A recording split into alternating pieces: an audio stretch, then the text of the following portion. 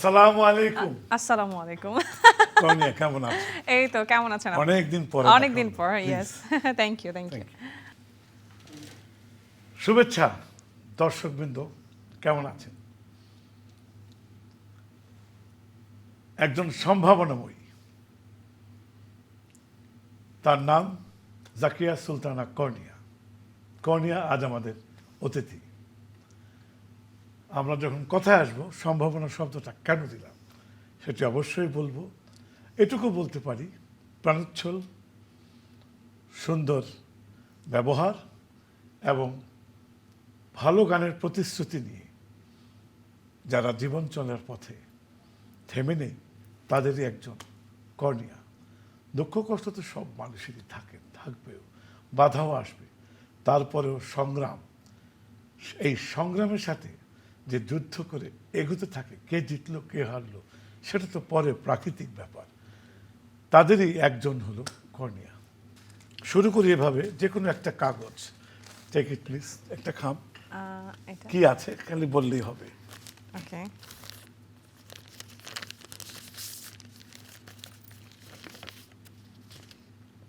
দুঃখ এসে গেছে।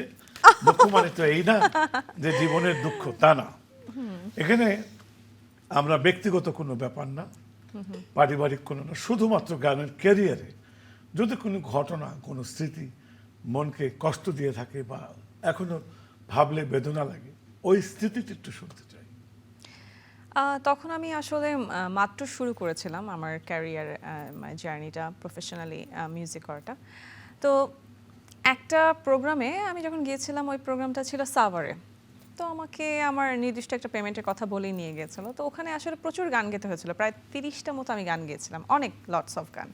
আমি আবার সফট, একটু রিদমিক, ফাস্ট, মানে সব ধরনের গানই আর কি করতে পারতাম। তো আমাকে অনেকগুলো গান করানোর পরে যখন আমাকে জাস্ট আগারগা ক্রস করছি, মাইক্রোতে আসছিলাম, তখন আমাকে বলা হচ্ছে যে পেমেন্ট সে আমাকে একটু কম দিতে চায়।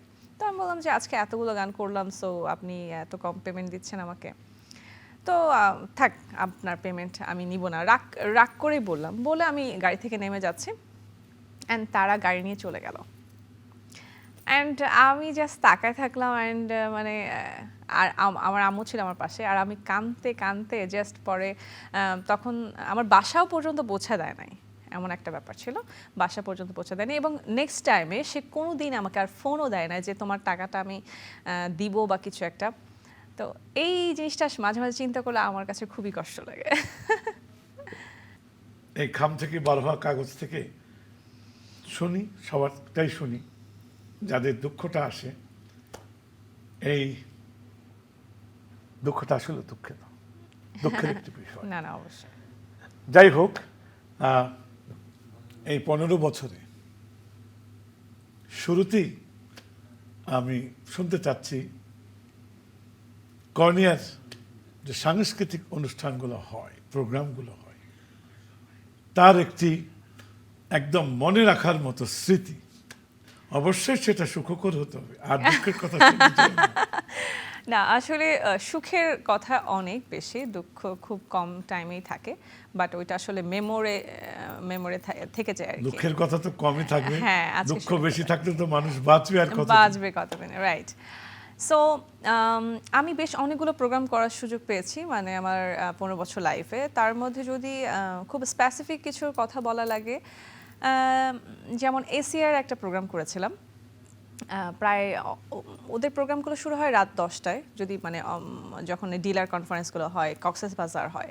তো ওই প্রোগ্রামে দেখা যাচ্ছে অনেক প্রমিনেন্ট আর্টিস্টগুলো প্রথম দিকে দিয়েছে, আমাকে একটু শেষের দিকে, আমার হতে স্টার্ট করতে করতে রাত 2টো বেজেছে। আমি বলছি যে রাত 2টো, তখন কিন্তু জমজমাট একদম। তো আমি বলছিলাম যে মানে রাত 2টোর সময় আমার গান কে শুনবে, বলে যে তুমি ভালো করে করতে পারবে। দেন আমার পারফরমেন্সের পরে মানুষ তো আসলে মানে উড়াধুরা অবস্থা, এবং সবাই আমাকে বলেছে সবচেয়ে বেস্ট পারফরমেন্স আমার ছিল। প্লাস আমার কুমিল্লাতে আমি একটা প্রোগ্রাম করতে গিয়েছিলাম, একটা স্কুলের মেবি কত বছর পূর্তি উপলক্ষে, 100 বছর পূর্তি উপলক্ষে মেবি। তো ওইখানে প্রোগ্রাম করতে গিয়েও আমার গলার অবস্থা খুবই বাজে ছিল। মানে আমি চিন্তা করছিলাম যে এত ঠান্ডা লেগেছে, মানে গলা ভেঙে যাওয়ার মতো অবস্থা। তো আমি গাচ্ছি, পারফরমেন্স করছি। প্রথম দিকে তো খুবই ভালো ছিল, মাঝখানে গলাটা একটু ভেঙে যাচ্ছিল। অডিয়েন্স আমার সাথে জাস্ট গাইছে, আমার আর গাওয়া লাগতেছে না, এরকম একটা ব্যাপার হয়ে গেছিল। সো ওখানে গলা ভেঙে যাওয়ার পরে আবার গলা কিভাবে জানি আবার ঠিক হয়ে গেছে। আমি জাস্ট বললাম যে এটা কি হইলো, ভাঙার পরে আবার ঠিক হয়ে যায়, আবার পারফরমেন্স করছি। আর আমার না আসলে স্টেজ পারফরমেন্স যখন আমি করতে থাকি তখন আসলে আমার মাথা ঠিক থাকে না যে আমি কি করছি না করছি। আমি একদম আমার কনসেন্ট্রেশন আমার অডিয়েন্সের দিকে থাকে আর মানে মজা করার মধ্যেই থাকে। তো এরকম এরকম আসলে লটস অফ মেমোরি। আচ্ছা, দু বোনের মধ্যে দুজনে কি সঙ্গীত অনুরাগী? না, শুধু কর্নিয়া? আমি তো গান গাই, আর আমার বোন গান প্রচুর শুনে এবং সে গুনগুন করে। আমার বোন যদিও গানের শিল্পী না, বাট সে একজন ডেন্টিস্ট, দাঁতের ডাক্তার। বাট সে অনেক মৌচাকের একজন মৌমাছি, Okay. কিন্তু শিল্পী কর্নিয়া তো স্পেশালি হয়ে গেল। আচ্ছা, এই শিল্পকে বন্ধু হিসেবে পাওয়ার আগ পর্যন্ত নিজেকে কিভাবে তৈরি করলে, কতটুকু এর ফল ভোগ করলে, আমাকে না অন দ্য স্ক্রিন? আমি আসলে কখনো চিন্তাই করিনি যে আমি মানে সঙ্গীত শিল্পী হব। প্রথমত কিভাবে কিভাবে জানি একটা হয় না যে আমি হতে চেয়েছিলাম ব্যাংকার, পাইলট, কর্পোরেট লেভেলে কাজ করতে চেয়েছিলাম, বাট হয়ে গেছি মিউজিশিয়ান। এটা একটু অন্যরকম একটা ফিলিংস। আমার কলেজে একবার মিউজিশিয়ানরা এসেছিল পারফরমেন্স করতে, একজন বাইরের আর্টিস্ট নিয়ে। তো তখন আর কি আমি একটা গান, আমাকে তো গান গেতেই হবে। তো ওখানে পারফর্ম করার পর মানে আমার মিউজিশিয়ানদের নজরে আমি পড়ে যাই। আমার মিউজিশিয়ানদের থ্রুতেই আসলে আমাকে বিভিন্নভাবে মানুষ আসলে পেয়েছে।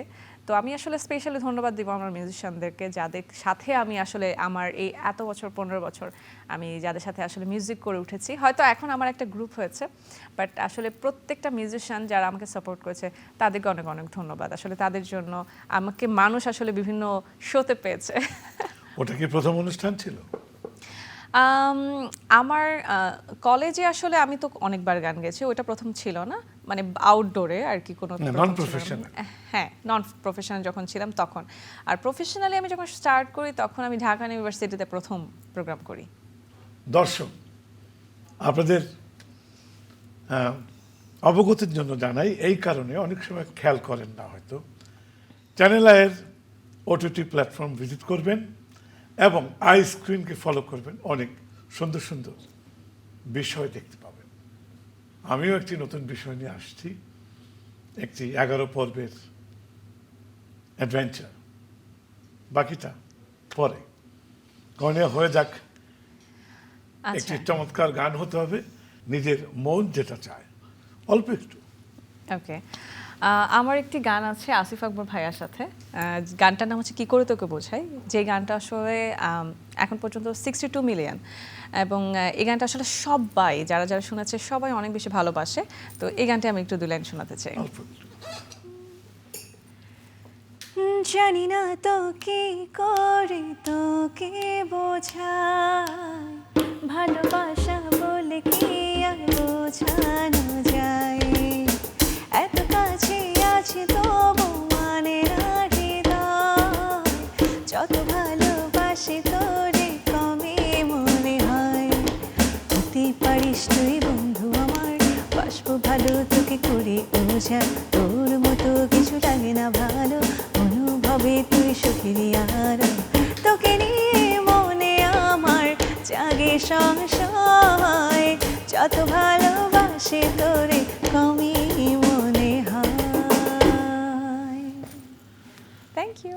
চমৎকার। গানটা কার লেখা, কার? এই গানটা লিখেছে মেহেদী হাসান লিমন, আমার খুব কাছের বন্ধু, এবং নাজির মাহমুদ ভাই সুর করেছে আর মুশফিক টিটু ভাই কম্পোজিশন করেছে। সুন্দর গান, খুব সুন্দর গান। আজকে আমাদের অনুষ্ঠানে তোমাকে অলঙ্কৃত করার জন্য এসেছে শহীদ মাহমুদ। Thank you. আমি তো দুজন মানুষকেই চিনি। Dedicated musician. হ্যাঁ, যাই হোক, অনেক পুরনো। সুজন প্যাডে। সুজন ভাইয়ের সাথে আমি আসলে অনেক অনেক শো করেছি। আমি আর সুজন ভাই লটস অফ শো, এমন নাই যে আমরা শো করি না, রাইট? এবং সুজন ভাই আসলে দুর্দান্ত, তবে দুর্দান্ত। চিকন বুদ্ধিটা আমার ভালো লাগে না। না ভাইয়া আসলে অনেক ভালো প্লে করে, প্রফেশনালি খুব ভালো প্লে করে। আমার গ্রামের বাড়ি তো একই তাই না? বিক্রমপুরের আব্বা। তাই না, দুষ্টু। আচ্ছা, ভাইরাল এই যে শব্দটি, আমি তো জানি কি প্রশ্নটা করতে পারি, ভাইরাল কিভাবে হয়, কেন হয়, না হলে কি হয়, মন খারাপ হয় কিনা, এটা নিয়ে তোমার 1-1.5 মিনিট একটু তোমার ফ্রি ডিসকাশন, একতরফা তুমি, এটা কিন্তু স্ক্রিনে বলতে হবে। আচ্ছা, আমার কাছে মনে হয় যে ভাইরাল আসলে খুব অল্প সময়ের জন্য হয় এবং ভাইরাল কোনো কিছু স্টেবল না। আম, তো আমার কাছে মনে হয় যে হয় না, কিছু কিছু জিনিস আছে খুব আস্তে আস্তে আস্তে করে যখন শুরু হয়, যেমন আমরা যেমন শিখে এসেছি গান, অনেকে ধাপ করে এসে গান ভাইরাল হয়ে তারা এখন পপুলার, বাট এগুলো আসলে খুব অল্প টাইমের জন্য। আসলে যারা শিল্পী, যারা অথেন্টিক্যালি গান শিখে এসেছে, তারাই আসলে স্টে করে গিয়েছে। কারণ আগের যারা আমরা আর্টিস্টদের, গুণীজনদেরকে দেখে এসেছি, তারা তো আসলে শিখে এখন পর্যন্ত আমাদের গুণীজন হয়ে আছে। তাদের গান গেলে আমরা এখন মনে হয় যে চর্চা করছি এই গানগুলো গেলে। তো ভাইরাল আসলে আমার মনে হয় যে আমি আমার লাইফে আমি ভাইরালটাকে মানে প্রায়োরিটি দেই না, কারণ আমি প্রচুর গান বের করি, এর মধ্যে দেখা যায় যে ভাইরাল কোনোটাই হয় নাই, এত ম্যাসিভ ভাইরাল কোনোটাই হয় নাই, যেটা সত্যি কথা। অ্যান্ড আমি ভাইরাল লাইকও করি না। যেমন আমার কি করে তোকে বোঝাই, এটা কোনো ভাইরাল সং না, ইটস হয় না যে গানটা আস্তে আস্তে এখন পর্যন্ত স্টিল মানুষের মুখে মুখে এবং ভালোবাসা থেকে এসেছে এবং এখনো প্রচুর পরিমাণে মানুষ দেখছে। সো এটা কিন্তু ভাইরাল সং না, বাট ভালোবাসার একটি গান। তো আমি এভাবেই আসলে চাই যে ভাইরাল না হয়ে আমার অ্যাটলিস্ট, আমার ওইটা থিঙ্ক নাই, অ্যাটলিস্ট এভাবে গানগুলো আসুক আস্তে আস্তে করে। আমরা তো সঙ্গীত চর্চা করি, সেটা ক্লাসিক্যাল শুরু করে সব, ভোকালের স্ট্যাবিলিটি সব কিছু মিলে। যেহেতু আমার ধারণা your also a very good stage performer, stage পারফর্মের জন্য চর্চার কতটুকু প্রয়োজন? স্টেজ পারফরমেন্স করতে গেলে ফার্স্টে কনফিডেন্স লাগবে। একটা কনফিডেন্স যদি থাকে নিজের প্রতি, অ্যান্ড সাহস নিয়ে আসলে পারফর্ম করা, কারণ ভালো গাইলেই যে ভালো স্টেজ পারফরমেন্স হবে এটা আমি বিশ্বাস করি না। আমি বরাবরই স্টেজ পারফর্মার হতে চেয়েছিলাম, কেন জানি। আমি শ্রদ্ধেয় রুনা লায়লা ম্যামকে দেখে এসেছি পারফর্ম করতে, এবং সাথে সাথে উনি তো আসলে ওনার গায়কই অন্যরকম। তো আসলে আমরা তো কোনো দিন কেউ রুনা লায়লা হতে পারবো না, বাট ওনার মতো ট্রাই করি, মানে আমি আসলে ট্রাই করতাম। তো দেখতাম ম্যাম আসলে পারফর্ম করে করে মজা করে করে গান করছে, তো আমারও ইচ্ছা ছিল এভাবে করে আমি আসলে গান গাইব। স্টেজে গাইতে গেলে অবশ্যই গানটা কিছুটা হলে সুরে গেতে হবে, আমার মনে হয়। খুব বেসুরা হলে আবার একটু ঝামেলা হয়ে যায়, সুরে গেতে হবে। আর হচ্ছে প্র্যাকটিস তো মাস্ট, প্র্যাকটিস কখনো মিস করা যাবে না। আমি কিন্তু শুধুমাত্র পারফরমেন্স প্র্যাকটিসের কথা বলছি। পারফরমেন্স আমি আসলে ভোকালটা তো অটো, হ্যাঁ ওটা করতেই হবে। আমি কিন্তু পারফরমেন্স কখনো প্র্যাকটিস করিনি, শো করতে করতে করতে করতে আমার অটো প্র্যাকটিস হয়ে গেছে। আমি যেমন প্রয়োজন আছে না নাই, আপনি চাইলে আপনি যদি একটা বড় আয়না থাকে। হ্যাঁ, এটা আমি মাত্রই বলতে যাচ্ছিলাম, যদি আয়না থাকে আপনি মানে আমি যেমন মাঝে মাঝে আয়নাতে গিয়ে হয়তো প্রথম দিকে, এখন তো অভ্যাস হয়ে গেছে, বাট আয়নাতে দেখতাম যে কেমন লাগছে পারফরমেন্স এভাবে করলে এবং অনেকে যারা পারফর্ম করে বাংলাদেশের বাইরে, যারা পারফর্ম করছে, শাকিরা, জেনিফার, ওনাদের পারফরমেন্স আমি আসলে দেখি। কিন্তু আমার কেন জানি মনে হয় কর্নিয়া তুমি ঘোষণা দাও যে সঙ্গীত চর্চার সঙ্গে সঙ্গে পারফরমেন্স চর্চাটাও অত্যন্ত জরুরি। এখন আসলে আজকে তোমার ঘরে আয়না নাই, এটা আমাকে বিশ্বাস করতে বলবে না, আমি বলবো তুমি লাগাওনি। লাগালেই কিন্তু লাগানো যায়, একটা আয়না কিন্তু is not very expensive, but তোমাকে তোমার পারফরমেন্সের বিবর্তন, আজকে যেটা করছো কালকে আরেকটা করবে, পরশু আর, এই বিবর্তনে তোমাকে চলতে হবে, না হলে তো তুমি একই জিনিস বেশি দেবে না। আব্দুল্লাহ আবু সাইদ স্যারের নাম তো শুনেছ? হ্যাঁ হ্যাঁ, উনি আমার ডিরেক্ট টিচার ছিল। আচ্ছা আচ্ছা, যে কোনো একটা বিষয়ের পরে উনি খালি বললো আমাকে, ফেরদৌস তুমি টিভিতে যত কম আসবে ততই ভালো। এই জন্যে তুমি যদি ঘন ঘন আসো, দেখবে তুমি আজকে তোমার জন্য ছুটে আসবে, কালকে খাবার টেবিলে বসে আসতে তো গাই খেয়ে যাই দেখি, পরশু দিন হবে হাঁটা হাঁটাতে দেখবো না কালকে। এটা করবে না, এটা করার জন্য যদি তুমি ধরে রাখতে চাও, তোমাকে চর্চা, এই চর্চা তোমাকে ধরে রাখবে। তো আমি খুশি হব যদি ঘোষণা দাও, শিল্পীরা তোমরা চর্চা করো স্টেজ পারফরমেন্স। কথার কথা আসলে ওইটা আমার নিজের অভিজ্ঞতা থেকে আসছে। যেমন স্ট্যান্ডিং নোটে আমি তো ক্লাসিক্যাল আর্টিস্ট নই, ওইদিকে অত গভীরে যাওয়ার সাহস আমার হয় না, কিন্তু সুরের খুব দরকার, যে কারণে আমি স্ট্যান্ডিং নোটের উপরে প্রচুর রেওয়াজ করেছি। এবং যেটা দেখা গেছে যে ঠিক একইভাবে এই চর্চার কোনো বিকল্প নেই। এখানে আমি চলে আসবো প্রথম শব্দটা, সম্ভাবনাময়ী। এই সম্ভাবনা কাকে বলে? সম্ভাবনা কিন্তু ছোট একটুখানি একটা শব্দ, কিন্তু এর ব্যাপ্তি বিশাল। সম্ভাবনা কিন্তু হাজারো মাইলও যেতে পারে, আবার সম্ভাবনা কিন্তু 10 স্টেপ পরেই শেষ হয়ে যেতে পারে। আমার কেন যেন মনে হয় কর্নিয়ার সম্ভাবনার আর্টিস্ট এখনো। জানি সে জনপ্রিয়, জানি সে চমৎকার করে, কিন্তু সে কিন্তু তার সম্ভাবনার দ্বার বন্ধ করে রাখেনি। যেদিন সম্ভাবনাকে সে আর ফিরে দেখবে না, সেদিন ধরে নিতে হবে তার গানের প্রাপ্তিকালও শেষ হয়ে আসছে। যে নিজেকে যত সম্ভাবনাই ভাববে, চিন্তা করবে, তার দূরত্ব শেষ হবে না, চলতেই থাকবে। আমার মনে হয় এটি কর্নিয়া করে। আচ্ছা কর্নিয়া, আমার ছোট্ট আরেকটি প্রশ্ন। স্টেজে যখন যাওয়া হয়, দু ধরনের শ্রেণীর দর্শক থাকে, 4 আনা 12 আনা। 12 আনা খুব লাফালাফি করে, খুব এনজয়। তাদের মধ্যেও যে সঙ্গীত বোদ্ধা নাই তা কিন্তু না। যারা চুপ করে গান শুনে এনজয় করছে, তালি দিচ্ছে, গুনগুন করে সাথে সাথে গাইছে, তুমি কাকে শ্রোতা হিসেবে গ্রহণ করে নেবে বেশি? ওই নীরবে গান শোনা এবং প্রশংসা করা, না হইচই করছে? ও মাই গড, প্রশ্ন কিন্তু একেবারে ভিন্ন। এখান থেকে তোমাকে বেছে নিতে হবে উত্তরটা। কোশ্চেনটা খুবই টাফ একটা কোশ্চেন। কাকে ফেলে দেবে? উত্তর লাগবে না, তুমি নিজে বেছে নিয়ে সেইভাবে নিজেকে প্রস্তুত করো।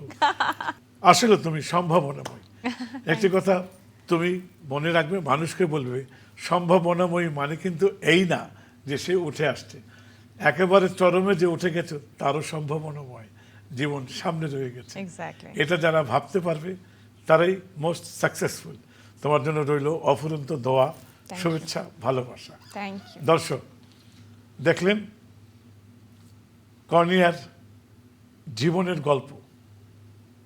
এই ছোট্ট মেয়েটি আমার কাছে ছোট্ট, তার সম্ভাবনাময় জীবন খুব সুন্দর মতো গড়িয়ে নিয়ে যাচ্ছে। ওই যে বলেছিলাম, দুঃখ কষ্ট শিল্পীদের থাকবেই, থাকতে হবেই। শিল্পীদের আপ অ্যান্ড ডাউন, ভালো মন্দ বোঝার শক্তি হবে না।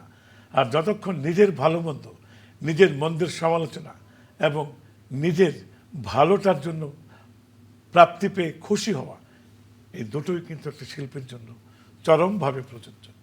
আসুন আমরা সবাই মিলে কর্ণের জন্য দোয়া করি, সঙ্গে আপনাদের জন্য রইল অভিনন্দন আর শুভেচ্ছা। তোর তরে হায় মন উড়ে যা, তুই সে থাকিস দূরে।